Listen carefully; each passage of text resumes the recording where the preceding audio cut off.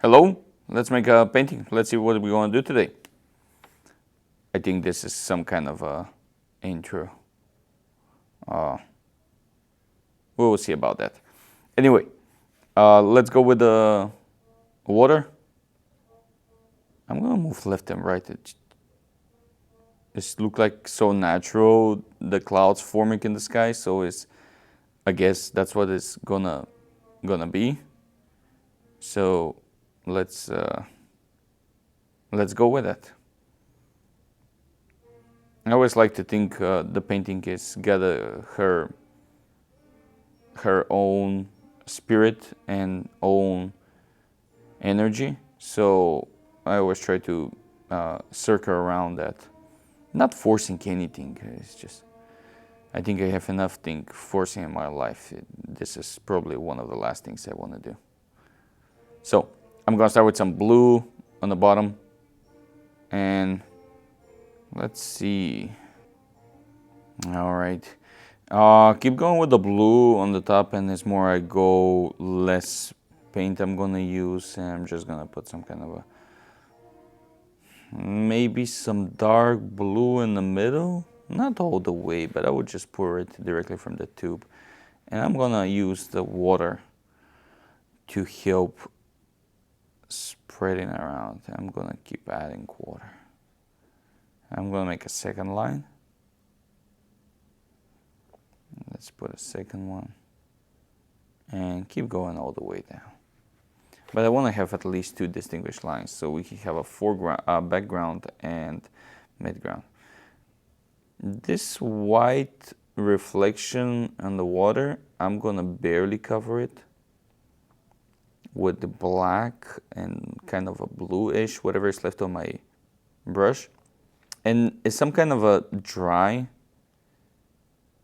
almost dry paper, so we can have some kind of flickering effect.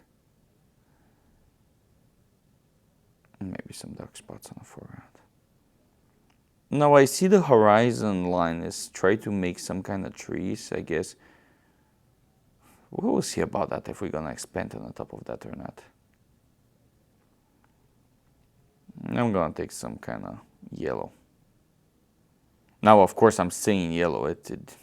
This is Nepal yellow, I believe. But I'm horrible with the names. Well, actually, I'm not horrible. I know the names. I just prefer to not use them. I just like to simplify things. Our world is busy enough. A little bit more yellow there. Now, of course, I think I will have to do some kind of reflection. Ooh, I put that dark yellow. Maybe it's time to leave it alone, the sky. So let's see. I think I need some reflection because right now I have the white spot on the bottom right corner. So let's go with that. And also I'm going to emphasize a little bit more with the black horizon line. And I'm still not sure that I want to keep that tree that is growing up on the left side, or should I cut it off? We'll see about that. The midground, something like some deep spots in the water.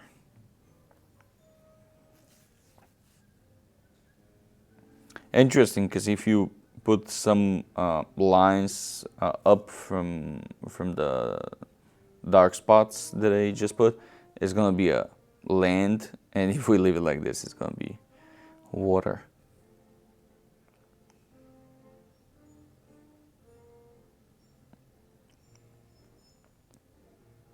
And keep going. At this point, I start like pushing it in one place. I guess the painting doesn't know exactly. Does it want to be a seascape or a landscape? Which one is questionable? Because this tree on a horizon line really forming. I think I will go around that a little bit longer until I see something else to give me some kind of a clue what's going on. But for now, I'm gonna take a clear brush and I'm gonna start removing some of the paint. I'm pretty much just postponing the decision I have to make, or more like the decision I'm gonna see in the painting itself.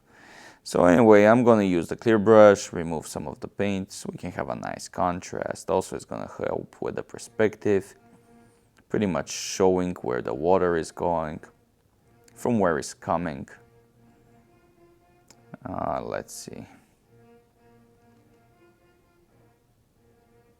Alrighty.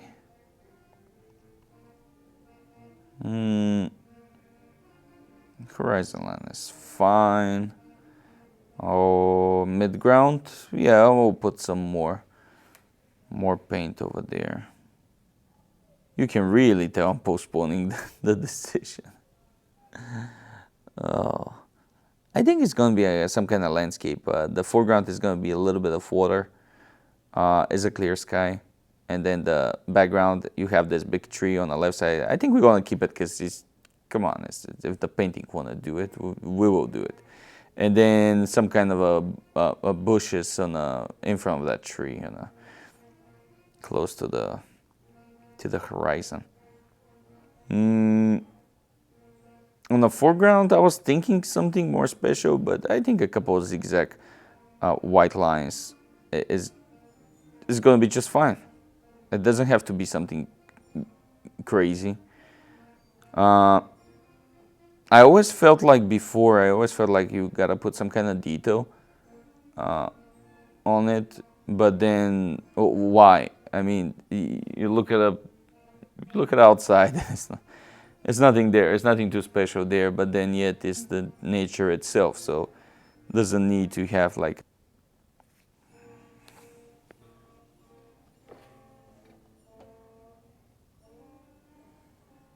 Yeah, keep going on the foreground.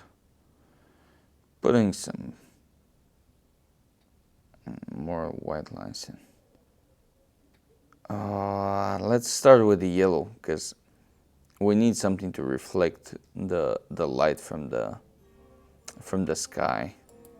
So we're gonna start with a mid-ground and a horizon. So just a little bit, and I'm gonna try to put yellow in almost every white line that we create. Not all of them. It's not necessary, I think. That's fine. Maybe some brown, red-ish. Red is gonna be nice touch, I think. After all, we gotta like put something different on the ground. Doesn't have to be exactly the same as the sky. And I'm really thinking here, should I put something like maybe grass or tree or something like a rock maybe, but again, I don't think it's necessary.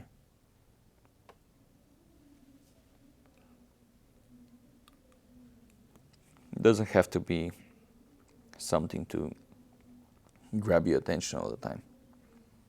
This is like, by the way, what's like a sky. I'm not sure you. Oh, as a kid, I used to do that as a kid. Even now, I try to do it. You look up at the sky and you lose yourself. I'm not sure if people still doing it later in their life, but I try to force myself to do that because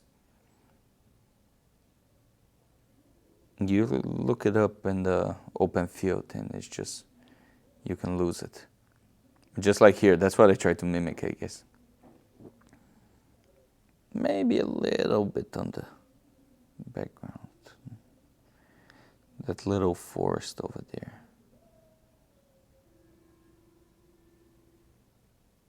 I think it's a pretty good complement to the big tree on the left side. I'm gonna grow up some trees on the right side. And they're pretty far away. Maybe some reflection. Nothing too much. Just this little forest on the front side of the horizon line. And I will take the palette knife and grow up some grass on the foreground. Oh, why not? So we can have a watery scene on the foreground and midground, some kind of a plants, clear sky, and forest, and a big tree on the background. I think is fine.